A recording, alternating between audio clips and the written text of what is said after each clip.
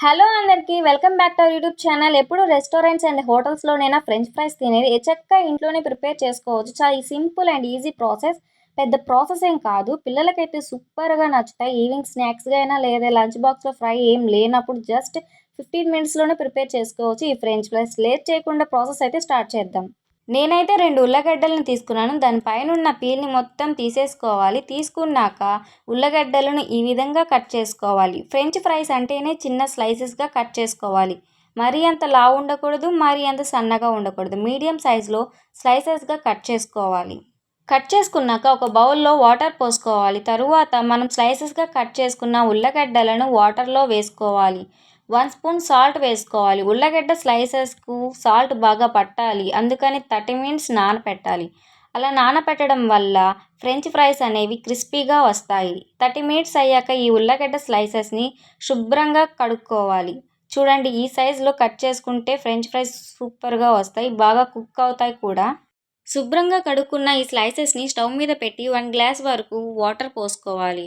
1/2 spoon సాల్ట్‌నైతే వేసుకోవాలి. ఈ ఉల్లగడ్డ స్లైసెస్‌ని ఒక 50% ఉడికించుకోవాలి. అలా ఉడికించుకోవడం వల్ల ఈ ఫ్రెంచ్ ఫ్రైస్ అనేవి క్రిస్పీగా వస్తాయి.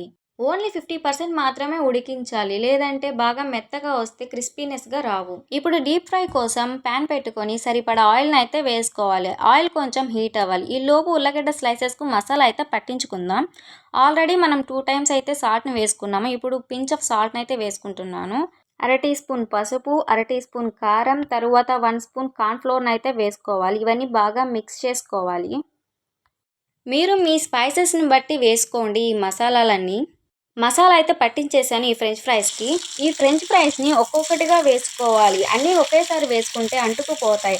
లో ఫ్లేమ్‌లో పెట్టి బాగా కుక్ చేసుకోవాలి. హై ఫ్లేమ్‌లో పెట్టి కుక్ చేస్తే పైన మాత్రమే బ్రౌన్ కలర్ వస్తుంది. లోపల అయితే ఉడకదు, పచ్చిగానే ఉంటుంది. ఫ్రెంచ్ ఫ్రైస్ బ్రౌన్ కలర్ అయితే వచ్చేసాయి. నేనైతే 1 టిష్యూ పేపర్ తీసుకున్నాను. ఆ టిష్యూ పేపర్ పెట్టి వేస్తున్నాను. ఎందుకంటే ఆ టిష్యూ పేపర్ ఆ ఫ్రెంచ్ ఫ్రైస్‌కి ఉన్న ఆయిల్‌ని మొత్తం అబ్జర్వ్ చేస్తుంది. ఆయిల్ అంత హెల్త్‌కి మంచిది కాదు. నేనైతే రెండో వాయి కూడా వేసేస్తున్నాను.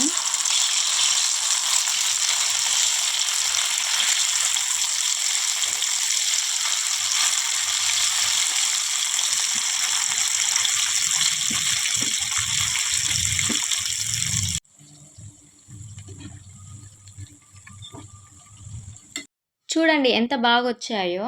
చూస్తుంటేనే నోరు ఊరిపోతుంది. క్రిస్పీగా అయితే సూపర్‌గా ఉన్నాయి.